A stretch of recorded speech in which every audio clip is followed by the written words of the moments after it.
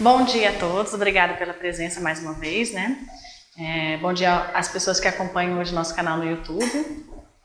Hoje o estudo será sobre o caminho do autoconhecimento, que é o que vai acontecer sempre nas nossas terceiras semanas, né? Hoje o título é o Ser Real, mas nós vamos fazer dessa programação sempre baseada no livro da Joana de Ângeles, O Autodescobrimento, uma busca interior. A sugestão que a gente teve é de que a gente possa acompanhar capítulo a capítulo esse livro. Então, se vocês quiserem adquirir, vai ser uma boa oportunidade da gente fazer esse estudo juntos, certo? Além disso, nós vamos nos basear também no livro do Rossandro Klinge, O Tempo do Autoencontro, A Necessidade e o Papel do Deserto em Nossas Vidas. Também é um livro que vai ser base para a gente. Além, claro, da codificação espírita, dos estudos do André Luiz e de Emmanuel. Bem? Então, a programação do terceiro sábado, a de hoje é o Ser Real, e aí nós vamos ver em setembro o capítulo Equipamentos Existenciais, em outubro Consciência e Vida, e em novembro, que será o último encontro do nosso ano, o Inconsciente e a Vida. É claro que, a depender de como a gente evoluir nos estudos de cada capítulo, a gente possa utilizar a semana seguinte para complementar o que for necessário, tudo bem? Vamos pensar então no capítulo de hoje, que é o Ser Real, que também a gente vai destrinchar em pequenos temas, que é, primeiro, a necessidade do autodescobrimento, as complexidades da energia, interação espírito e matéria e problemas da evolução, tudo bem?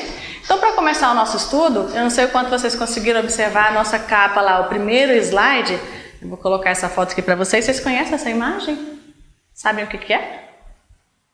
Tem ideia do que seja? Parece o quê? Parece céu? Aqui essa imagem original é essa daqui, ó. É uma imagem pelo telescópio ALMA do Centro Galáctico no deserto do Atacama, no Chile. Essa daí é a Via Láctea. É a Via Láctea que é a galáxia em forma de espiral em que o sistema solar existe, né? Essa galáxia tem mais de 13 bilhões de anos, né? Tem centenas de bilhões de estrelas. O Sol, que nessa grandiosidade do sistema solar, é apenas uma dessas bilhões de estrelas existentes, né?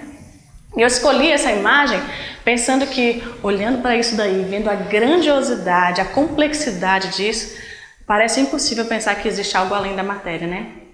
Que existe algo que coordena a matéria, né? Todos esses astros aí em perfeita harmonia e sintonia. E aí eu trouxe uma frase, então, que é assim: sem visão, sem essa visão espiritual, a vida física parece sem sentido, não é? Então, vamos pensar que na verdade, essa é uma reflexão que já existe desde os tempos mais remotos, né? E é o que trouxe essa dualidade, essa diferença, a discussão entre a visão reducionista e a visão humanista. Nós vamos falar aqui brevemente sobre isso, para ter uma ideia do que cada uma defende. Bom dia! Tudo bom? A visão reducionista, ela nos traz a ideia de que os nossos comportamentos e as nossas emoções, elas são governadas, direcionadas, determinadas por fatores genéticos e acaso. Nessa visão, a nossa vida, a existência, se dá desde o período da concepção até a nossa morte cerebral. A nossa existência se resumiria a esse período. É claro que depois esse pensamento tão restrito caiu por terra, né? Especialmente depois do projeto Genoma, que nos anos 90 foi iniciado nos Estados Unidos, em que se chegou à conclusão, na busca pelo mapeamento das origens genéticas das doenças ou das predisposições da gente, se chegou à conclusão de que os fatores genéticos eles não são os únicos determinantes, né, do nosso comportamento. Então, a ideia de que a felicidade, a doença, a saúde, né, nossos aspectos emocionais, eles não são determinados apenas pela nossa genética.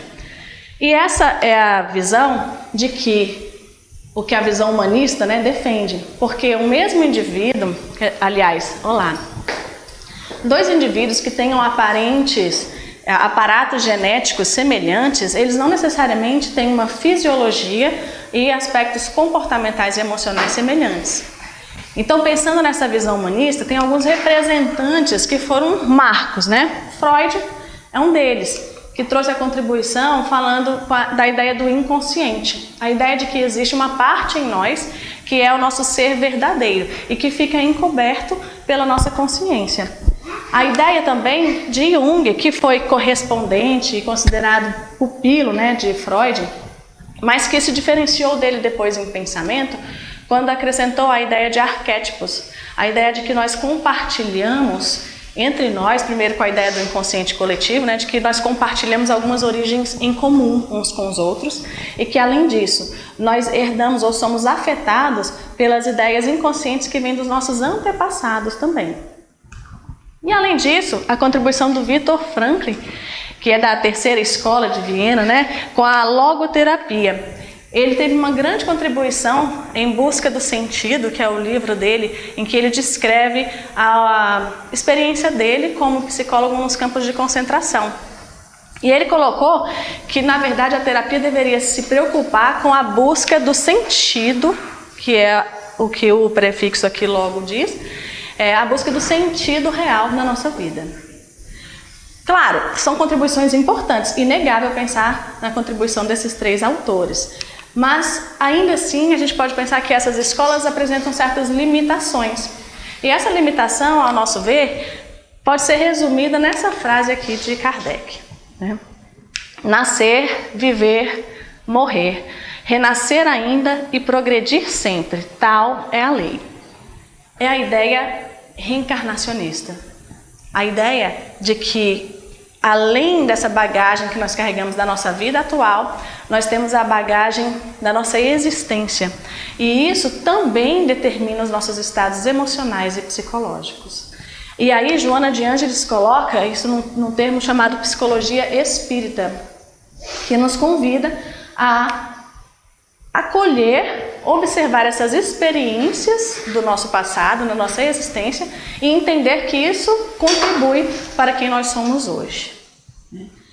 Mas é claro, quando a gente pensa em reencarnação, também traz um monte de dualidade na nossa cabeça, né? Porque se a gente pensa que tem outras vidas e dos nossos comportamentos anteriores, a gente entra num dualismo mente-corpo, racional, emocional, né? O que é o céu e o inferno, o bem e o mal, o que é o certo, o errado, tudo isso que há em nós.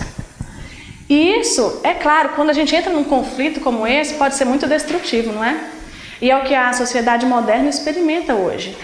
Porque diante de todas essas adversidades, esses conflitos, nós podemos ter alterações de comportamento e alterações emocionais, que podem nos levar, por exemplo, a quadros depressivos e quadros ansiosos.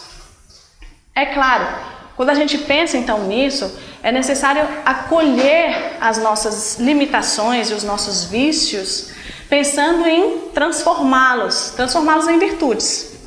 Mas a gente fala muito de autotransformação, né? Aliás, um dos temas aqui da nossa primeira semana, que vai ser o Reconstruindo Emoções, é essa autotransformação, né?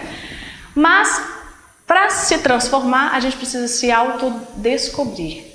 E aí essa é a proposta do livro da Joana de Ângeles, em que o autodescobrimento vai acontecer. E a ideia, aqui todo mundo conhece essa figura, né? A imagem aqui desse iceberg, em que essa região que está exposta é o nosso consciente. É o que hoje a gente tem o acesso mais fácil. E essa área toda dessa pedra de gelo, né, que está submersa, é o nosso inconsciente. A ideia então é que o autodescobrimento nos dê acesso a essa região que está submersa e que a gente consiga, conhecendo isso, aí sim promover a nossa autotransformação. E eu trouxe aqui para vocês essa figura do mito da caverna. Já viram essa imagem? Não é? O mito da caverna é uma narração alegórica de Platão em que ele descreve a possibilidade de um grupo de homens que nasceu e foi criado, né, e viveu preso às paredes de uma caverna, que é esse grupo. E a única experiência que eles tinham acesso era a sombra, o movimento projetado pelos homens do outro lado da caverna através dessa luz da fogueira, né? Então aquela sombra, as formas projetadas ali, os movimentos, era tudo a que eles tinham acesso. Até que um deles se libertou e, passando por outro lado da caverna, teve acesso às outras pessoas, à fogueira, e saindo da caverna, quase cego pela luz do sol, ficou ali admirado, absorto com a ideia daquele mundo maravilhoso que se apresentava para ele. E aí, é claro, ele estava diante de algumas possibilidades, né? Dentre elas, a de voltar lá, falar para aquele grupo o que tinha conhecido, mas também a grande chance de ser desacreditado, né? Imagina que existe algo além disso aqui, né? Então, essa reflexão de Platão é a ideia de que a gente possa se desvincular dessa ilusão que existe. O mundo que a gente conhece tem a característica da ilusão. E como a gente está disposto a sair da caverna e realmente conhecer o mundo, se libertar daquelas ilusões a que a gente está acostumado, né? Vamos pensar então que o autodescobrimento vai favorecer o equilíbrio, o crescimento e a harmonização nesse processo. Mas então vamos lá, tem vários benefícios do autoconhecimento. Um deles, e Joana de Angeles coloca bem, é conscientizar-se das próprias possibilidades. E aí, curiosa, essa imagem também, enquanto a gente estava planejando, teve várias interpretações, né? Se a gente for pensar assim, aqui é uma ideia, vocês estão vendo que a borboleta está se projetando aqui, a imagem é de uma águia, né? E aí a minha primeira percepção dessa imagem foi assim, puxa, conscientizar-se das próprias possibilidades. E a gente falou da caverna, imagina, que ilusão é essa, né? Que nos leva a pensar que nós, como borboletas, temos a força de uma águia para carregar isso aqui, né? Mas tem outra perspectiva, que eu acho mais convidativa. Pensa só, que ser singelo, frágil, carregando essa pedra, né? Se a gente imaginar que essa pedra pode ser considerada como os nossos atavismos, as nossas limitações, a nossa carga, né? As nossas experiências ao longo das nossas encarnações, como a gente precisa se libertar disso para realmente seguir adiante, né? Talvez a gente esteja com dificuldade de seguir aqui por conta de estar preso a essa pedra, né? Então esse é o primeiro benefício. Outro benefício é identificar limites e dependências, percebendo as verdadeiras aspirações. E aí, Joana de Angeles fala sobre nós podermos usar o nosso livre-arbítrio de maneira criativa. Depois que a gente se autodescobre, a gente pode perceber os nossos verdadeiros desejos. E aí, então, usar nosso livre-arbítrio para as escolhas mais inteligentes, né? Outro benefício é a busca do verdadeiro bem-estar. Então, libertos dos nossos atavismos, né, das nossas limitações, a gente consegue realmente entender o quão aquele bem-estar pode ser o nosso objetivo. Então a gente passa a fazer a busca por isso, a busca do verdadeiro bem-estar. Outro benefício, assumir a realidade do nosso processo de evolução e nos vencermos. E aí fica aqui, eu peço uma licença para ler esse poema do Christopher Logg, que é um poeta e ator inglês, e eu acho que vem bem a calhar com essa imagem, né? Venham até a borda. Podemos cair. Venham até a borda. É muito alto. Venham até a borda. E eles foram. Então ele empurrou e eles voaram. Está aqui o vencer-se, né? O se livrar das nossas limitações e acreditar nas nossas potencialidades, né? E ainda tem um outro grande benefício que veio aqui por último, mas que eu acho que é o mais importante. Aceitar Jesus como modelo e terapeuta superior. E aí, é claro, aquela questão do Livro dos Espíritos, de Allan Kardec, né? Qual é a questão 625? Qual o tipo mais perfeito que Deus já ofereceu ao homem para lhe servir de guia e modelo? E a resposta dos Espíritos é Jesus. Para o homem, Jesus constitui o tipo da perfeição moral a que a humanidade pode aspirar na Terra. Deus nos ofereceu como o mais perfeito modelo. E a doutrina que ensinou é a expressão mais pura da lei do Senhor, porque o Espírito Divino o animava e porque foi o ser mais puro de quantos tem aparecido aqui na Terra. No final das contas, o nosso encontro é com Ele, é com a divindade, não é? É com esse modelo moral mais perfeito. Mas vamos pensar então que requisitos a gente pode ter para o autodescobrimento. A gente já sabe os benefícios dele. Vamos pensar nos requisitos. Quando a gente busca o autodescobrimento, é necessário mesmo estar insatisfeito pelo que se é, possui ou como a gente se encontra. É aquela inquietação com as nossas imperfeições. A gente analisa, percebe e pensa em mudar. Esse é um requisito. Outra coisa é uma disposição para se aceitar e para se vencer. E além disso, perceber a nossa capacidade de crescer emocionalmente. Tendo em vista isso, está feito o convite para o nosso autodescobrimento, né? E pensando que o convite está aceito aqui por vocês, né? Vamos fazer o primeiro item que Joana de Ângeles destaca nesse primeiro capítulo. Ela fala sobre as complexidades das energias. E aí ela relembra o conceito que Einstein deu sobre o homem. Ele fala que o homem deve ser considerado como um conjunto eletrônico regido pela consciência. E Joana de Ângeles complementa que essa consciência é o espírito imortal. Então ela completa: o indivíduo humano é um agrupamento de energias em diferentes níveis de vibração. Esses diferentes níveis de vibração podem ser verificados nas alterações que nós temos orgânicas e emocionais. Então vamos pensar, para ilustrar melhor, que o espírito é a energia inteligente. Essa energia se condensa em moléculas que formam o nosso perispírito, que por sua vez se condensam em outras partículas que formam o nosso corpo material. Tudo que acontece no corpo vem a acontecer antes no espírito. E, portanto, tudo que nessa tríade nós mexemos, ou em um elemento ou em outro, afetam os demais.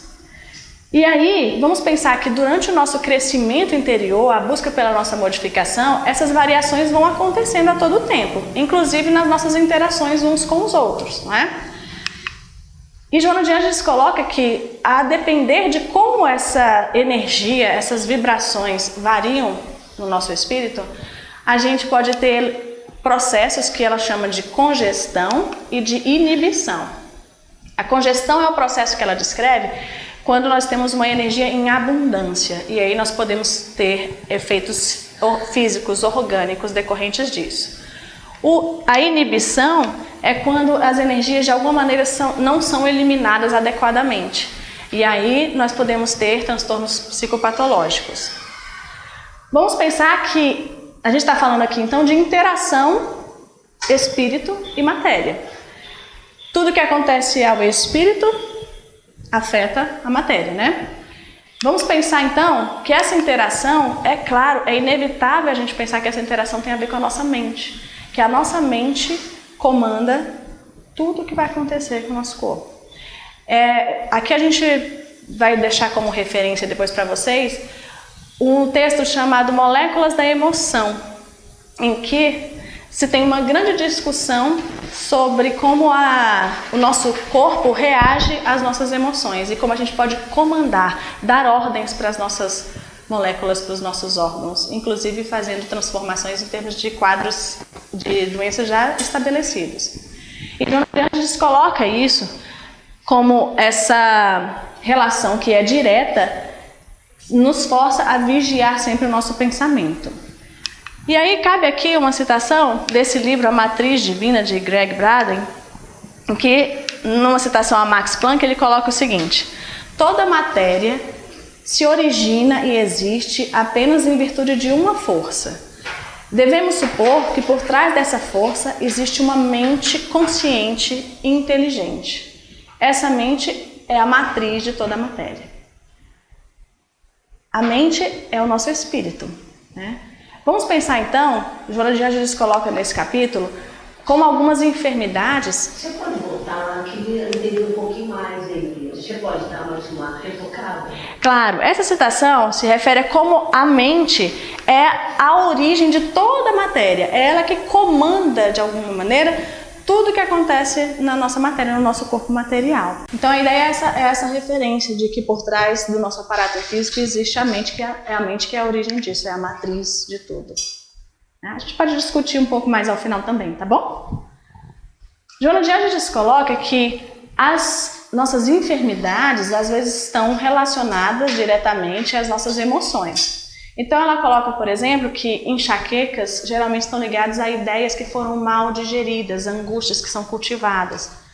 Enquanto que indigestões têm a ver com sentimentos de ódio, inveja, ciúme que foram também cultivados. Há uma correlação entre o câncer de mama e de próstata com temperamentos fortes, a ideia de que não tem aceitação da sua própria condição, desenvolvendo complexos de inferioridade. E existe uma correlação entre as neuroses e as psicoses, especialmente com ideias de perseguição, com comportamentos e emoções de violência e de não aceitação. Vamos pensar então que ao longo da nossa evolução, a gente vai passando de formas de pensar diferentes. O que antes era uma insensibilidade em termos evolutivos, a gente passa a ter uma percepção primária dos estímulos, sensibilidade, instinto, razão vencendo o instinto, intuição, e se a gente for pensar, o nosso ápice é a nossa real interação com a mente cósmica. Então vamos imaginar que na evolução, na nossa existência, em que essa linha é a nossa existência, e cada tracinho desse é uma das nossas encarnações.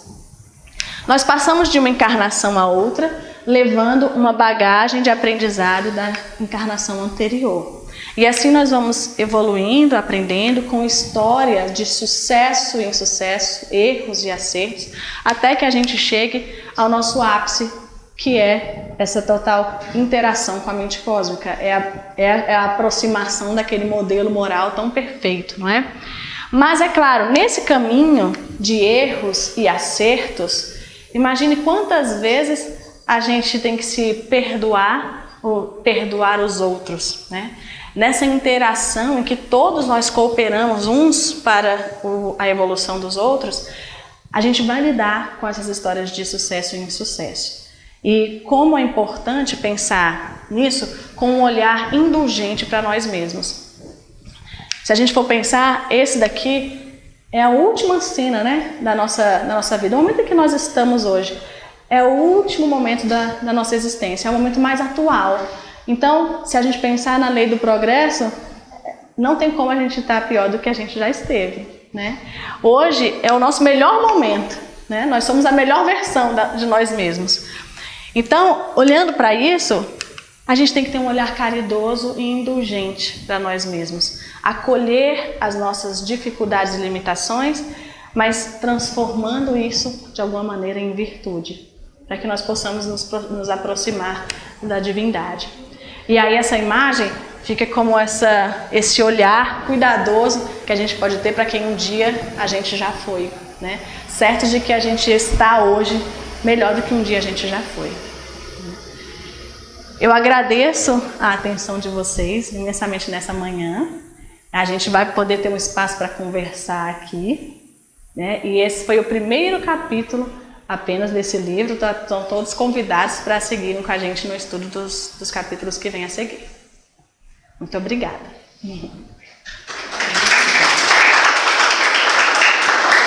Depois eu fui ver como foi um pouquinho mais curto, né? Assim, mas a gente